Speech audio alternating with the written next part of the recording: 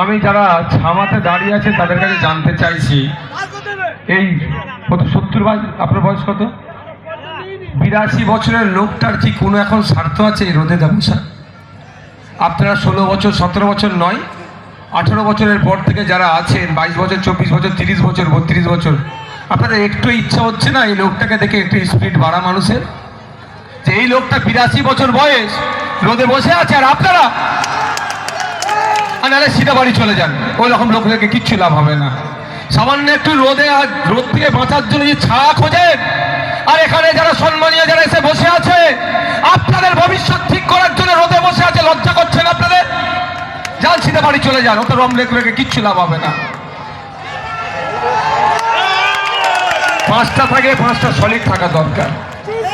যারা দূরে আছে একটু বসেন তো ভাই, বসেন বসেন। শৃঙ্খলা যে জাতির মধ্যে নাই সেই জাতির অগ্রগতি হবে না।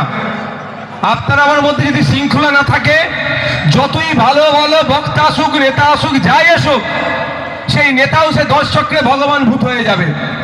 আপনি নেতাকে তৈরি করে ঘুমিয়ে পড়লে নেতাও বিগড়ে যাবে।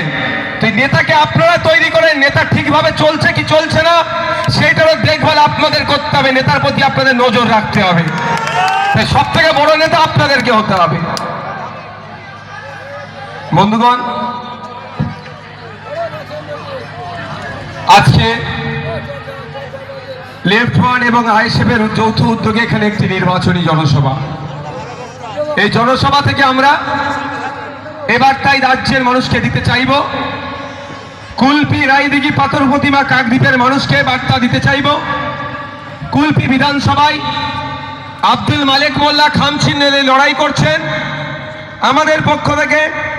রায়দিঘি বিধানসভায় শ্যামলাল গুলি মহাশয় সিপিআইএম এর পক্ষ থেকে কাস্তে আতুরি তারা চিহ্নে লড়াই করছেন।